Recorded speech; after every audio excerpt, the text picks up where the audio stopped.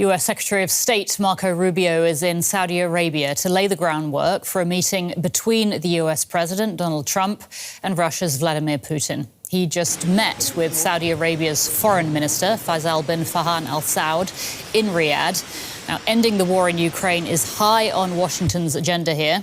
Rubio is due to hold talks with Russia's Foreign Minister, Sergei Lavrov, in Riyadh on Tuesday. The top diplomats will also discuss restoring ties between Washington and Moscow. President Volodymir Zelenskyy says Ukraine will not recognise the outcome of the US-Russia talks on ending the war if its own representatives are not involved. Speaking at a press conference, he said he was not invited to their meeting and that no peace agreement can be made without Ukraine. He will be visiting Saudi Arabia on Wednesday after these talks between Washington and Moscow have ended. Let's speak now to our correspondent Nick Connolly in Kyiv. Nick, Zelenskyy, as we just heard, will be going to Saudi Arabia on Wednesday for talks there. Do we know who he'll be speaking to and what his focus is while he's there? Well, it's pretty clear he won't be speaking to the Russian side. We aren't fully sure yet if he will actually have a bilateral with US Secretary of State Marco Rubio. That was the assumption, but it doesn't seem to be fully confirmed. Lots of speculation right now about what actually this is going to look like, or if it's just going to be a meeting with the Saudi officials. Obviously, Saudi Arabia is also a major partner for Ukraine, big buyer of Ukrainian agricultural exports. He's currently in the UAE next door.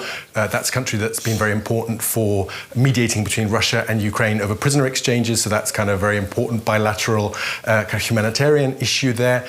But certainly we're seeing Volodymyr Zelenskyy piling up the pressure and trying to get in the way of any deal that is done between Moscow and Washington without him. We know that Vladimir Putin, that's his dream is to kind of carve up the world into spheres of influence and basically tell the Americans, you leave us Europe and we'll let you do what you want in the Americas.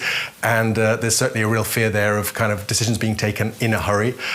So that is about basically as much as he can do. And he's going to be making a lot of noise while trying not to kind of rub the Trump administration too much up the wrong way, not being too critical in public and hoping that the pressure works. Can we talk about the UK Prime Minister's suggestion that he would be willing to send troops to Ukraine? How has that gone down in Kyiv? And how big of a game changer could something like this be if we're looking at the overall situation in Ukraine? I actually think it's huge. I think it is, if you look at the reality of what it could mean, it is more important perhaps even than all the kind of European hand-wringing about, speeches at Munich and kind of unfriendly tones coming out of the Trump team. This is about taking a risk. We've had Keir Starmer saying that he's aware that those British troops would be in harm's way if Russia were to invade again. And the fact that he is willing to offer that is something that hadn't been seen before. There'd been lots of talk about the need to do this. If Ukraine isn't going to get NATO membership, then it's going to need some kind of firm guarantee that actually means that Russia won't come again a couple of years down the line.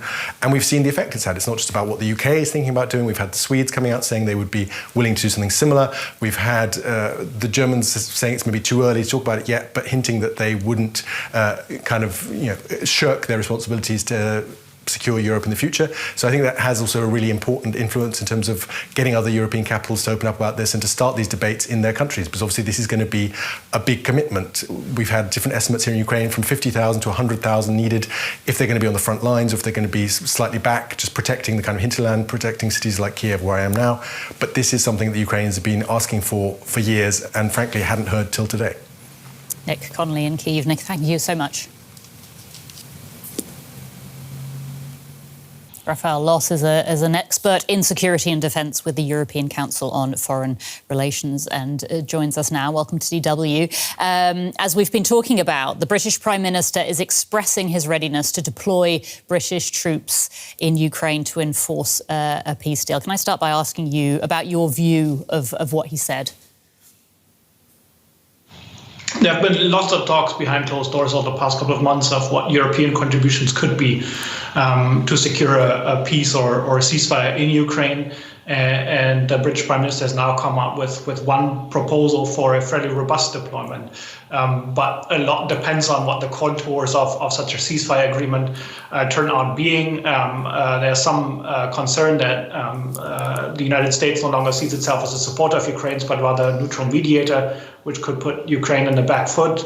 There's concern about Washington losing interest in these negotiations and handing Vladimir Putin a victory at the negotiation table, and then Europeans having to pick up the pieces. Do you see Germany saying the same kind of thing? Do you see Germany sending peacekeepers to Ukraine? Traditionally, Germany, and its current government, has been more reluctant to engage in these kinds of conversations. We saw this already when the United Kingdom was at the fore of providing long-range missiles to Ukraine. Germany's government has refused that so far, but it will certainly play a role in these discussions and will be expected to contribute to a joint European effort.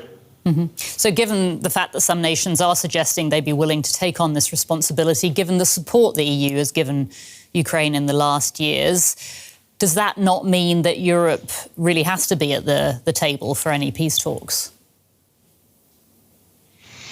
I think Europe should be at the table. The question is whether the Donald Trump administration is of that same opinion.